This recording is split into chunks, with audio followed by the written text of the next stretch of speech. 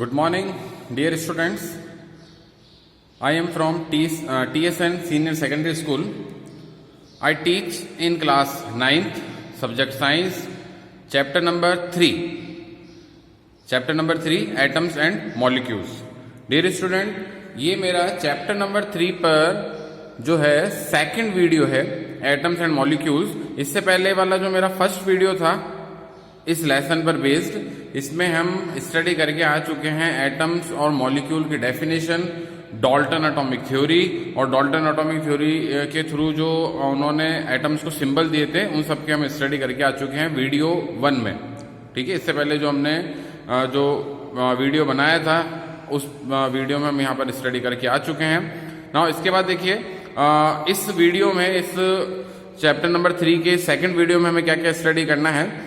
तो देखिए हम लेसन की स्टार्टिंग कर रहे हैं, इस वीडियो की स्टार्टिंग कर रहे हैं लॉ ऑफ केमिकल कॉम्बिनेशन से. लॉ ऑफ केमिकल कॉम्बिनेशन से आपने इससे पहले वीडियो 1 में देखा एटम्स और मॉलिक्यूल्स क्या होते हैं, और एटम्स जब कंबाइंड होते हैं तो उनसे क्या बनते हैं, मॉलिक्यूल्स बनते हैं.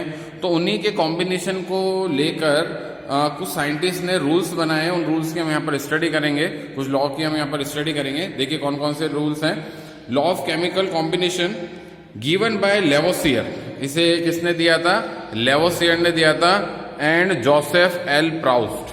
ठीक है, given by Lavoisier and Joseph L Proust. और ये जो केमिकल कॉम्बिनेशन है, ये जो केमिकल कॉम्बिनेशन है, लॉ ऑफ केमिकल कॉम्बिनेशन, इसमें भी हमें दो लॉ स्टडी करने हैं, law of conservation of mass and law of constant proportion. ठीक है, लॉ ऑफ केमिकल कॉम्बिनेशन दो लॉ से मिलकर बना है, law of conservation of mass और law of constant proportion.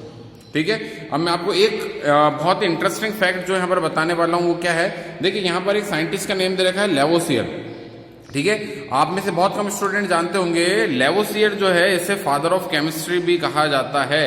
Lavoisier जो है वो फादर ऑफ केमिस्ट्री भी कहते हैं इसे. ठीक है, क्योंकि केमिस्ट्री में इसने बहुत महत्वपूर्ण योगदान दिए थे अपने. नाउ नेक्स्ट देखिए लॉ ऑफ केमिकल कॉम्बिनेशन में सबसे पहला हम स्टडी कर रहे हैं law of conservation of mass. Law of conservation of mass chapter number 1 में भी हम law of conservation of mass study करके आ चुके हैं. ठीक है, आपको ध्यान होगा law of conservation of mass. Mass can neither be created, mass can neither be created and not be destroy in a chemical reaction. जो मास है रिएक्टेंट ऑफ प्रोडक्ट का, ना तो उसे क्रिएट किया जा सकता है और ना ही उसे डिस्ट्रॉय किया जा सकता है इन अ केमिकल रिएक्शन, इसी केमिकल रिएक्शन में. ठीक है, जैसे यहाँ पर देखिए A प्लस बी दो रिएक्टेंट है, A प्लस बी दो रिएक्टेंट है, क्योंकि मैंने इन्हें लेफ्ट हैंड साइड में लिखा है तो रिएक्टेंट है. और इससे बन रहा है C प्लस डी दो प्रोडक्ट, C और D दो प्रोडक्ट इससे फॉर्म हो रहे हैं.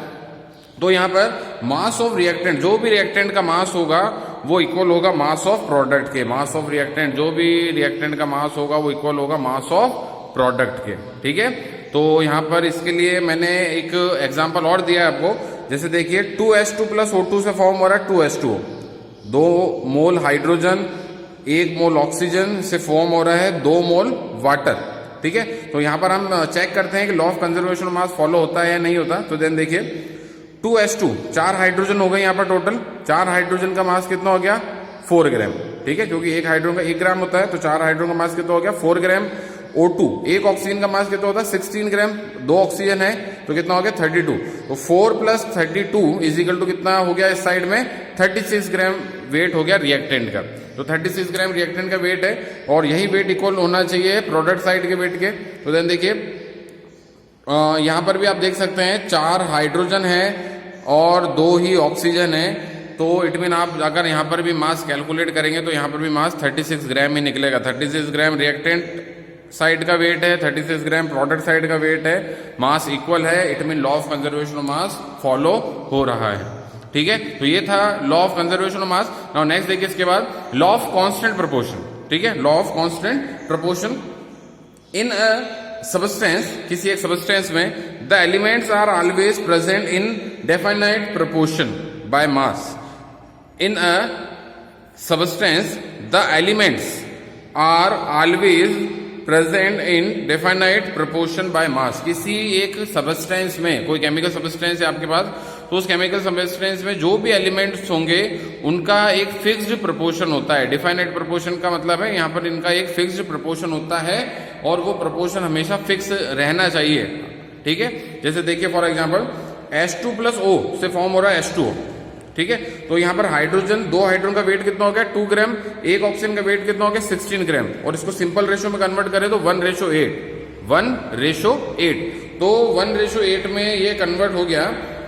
इट मीन 1:8 जो है वो H2O के लिए एक फिक्स प्रोपोर्शन है। अगर आपको वाटर मॉलिक्यूल बनाना है, यदि आपको पानी का जो एक मॉलिक्यूल है वो बनाना है H2O, तो आपको 1 के रेशो में लेनी है हाइड्रोजन और 8 के रेशो में लेनी है ऑक्सीजन, ठीक है। इसके लिए एक एग्जांपल और दिया मैंने, C+O2CO2, ठीक है, C+O2CO2।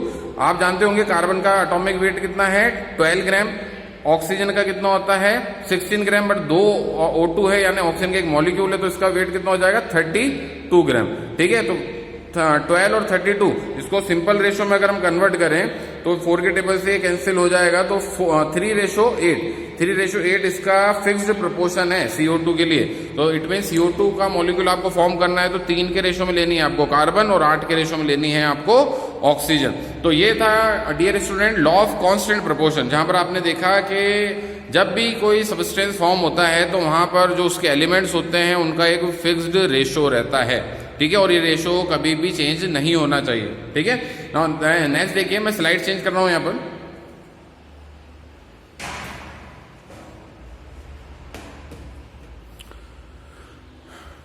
नाउ डियर स्टूडेंट, इसके बाद मैंने स्लाइड सेकंड लगाई है यहां पर, एटॉमिसिटी, ठीक है। तो डियर स्टूडेंट्स, आप में से बहुत कम एटॉमिसिटी से इंट्रोड्यूस होंगे, तो मैं आपको पहले बता देता हूं एटॉमिसिटी है क्या।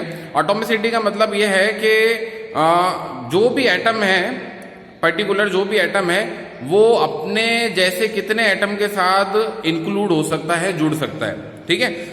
जैसे देखिए, एक एटम को अगर मॉलिक्यूल बनना है तो अभी तक हमें एक ये बात सिखाई जाती है कि atom plus atom molecule, but जरूरी नहीं कि 2 एटम के मिलने से एक मॉलिक्यूल बन गया।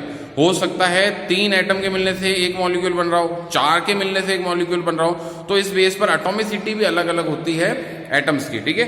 The number of atoms constituting a molecule is known as its atomicity. The number of atoms constituting a molecule का मतलब है कितने एटम एक मॉलिक्यूल को फॉर्म करते हैं, is known as its atomicity. तो कितने एटम्स एक मॉलिक्यूल को फॉर्म करते हैं, इसे हम क्या बोलते हैं, उसकी एटॉमिसिटी, ठीक है। तो जैसे आपको पता होगा हीलियम, नियोन, आर्गन, ये 3 जो गैसेस यहाँ पर लिखी है मैंने, ये तीनों गैसेस क्या है, नोबल गैसेस, अक्रिय गैसेस है, ठीक है। इट मीन इनमें रिएक्शन करने की टेंडेंसी नहीं होती, तो ये मोनोएटॉमिक फॉर्म में रहती है, कभी मॉलिक्यूल फॉर्म नहीं करती। इसके अलावा भी कुछ और एग्जाम्पल है मोनोएटॉमिक के, सोडियम, Fe आयरन और Al aluminium. Helium, neon, argon, sodium Na, Fe iron, Al aluminium, ये सब क्या है, मोनोएटॉमिक, ये कभी भी मॉलिक्यूल फॉर्म नहीं करते, ठीक है। ये कभी भी मॉलिक्यूल फॉर्म नहीं करते, ये मोनोएटॉमिक फॉर्म में ही रहते हैं, ठीक है। नेक्स्ट देखिए, इसके बाद H2, O2, Cl2, N2 और F2। आप देख सकते हैं H2 बना कैसे होगा, H प्लस H से, O2 बना कैसे होगा, O प्लस O से, Cl2 कैसे बना होगा, Cl प्लस Cl से, क्लोरीन प्लस क्लोरीन से, ठीक है।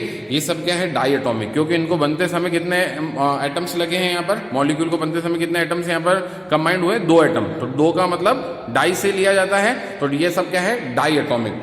H2 hydrogen, O2 oxygen, Cl2 chlorine, N2 nitrogen और F2 फ्लोरीन का मॉलिक्यूल, ये सब क्या है, डायटोमिक। ऐसे ही O3, O plus O triatomic, जिसे हम क्या बोलते हैं, ओजोन भी बोलते हैं O3 को, ठीक है। नाउ P4, आप में से बहुत कम स्टूडेंट जानते होंगे P4 फॉस्फोरस जो है वो टेट्राटॉमिक फॉर्म में मिलता है।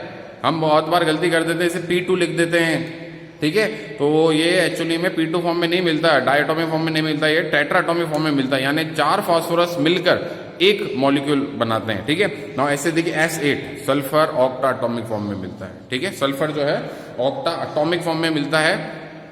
8 जो सल्फर के एटम्स हैं वो कंबाइंड होते हैं क्राउन फॉर्म में और फॉर्म करते हैं एक मॉलिक्यूल, और इस एक मॉलिक्यूल को आप क्या बोल रहे हैं, octa atomic molecule. Octa it mean 8 octa atomic molecule. Now next देखिए डियर स्टूडेंट्स, आयंस, ठीक है। आई थिंक इंट्रोड्यूस है आप आयंस से, कैटायंस और एनायंस, ठीक है। इसका एक जनरल इंट्रोडक्शन आपके इस कोर्स में भी है, इस लेसन के कोर्स में है। Ions, the charge particles of atoms are called ions. Atom के जो चार्ज पार्टिकल्स होते हैं, एटम्स के जो चार्ज्ड पार्टिकल होते हैं जिन पर चार्ज आ रहा हो, कोई पॉजिटिव चार्ज या कोई नेगेटिव चार्ज, वो क्या कहलाते हैं? आयंस कहलाते हैं। ठीक है, the charge particles of atom are called ions.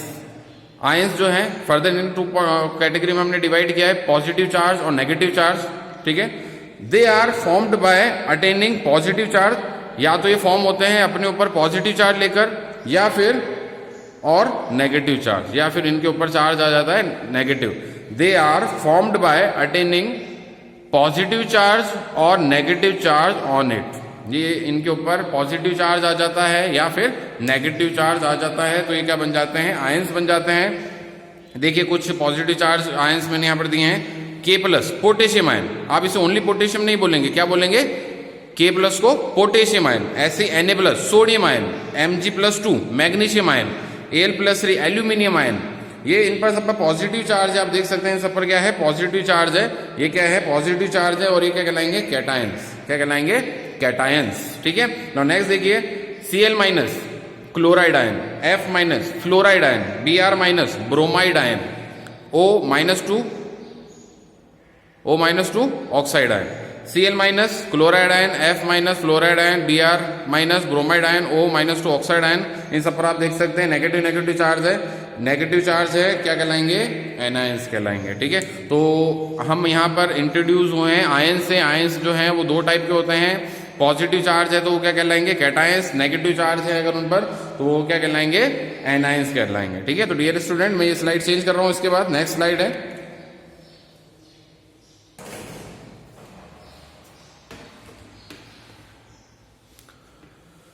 Now dear student, इससे पहले वाली स्लाइड में हमने स्टडी किया था आयंस के types, positive charge, cations, negative charge, anions.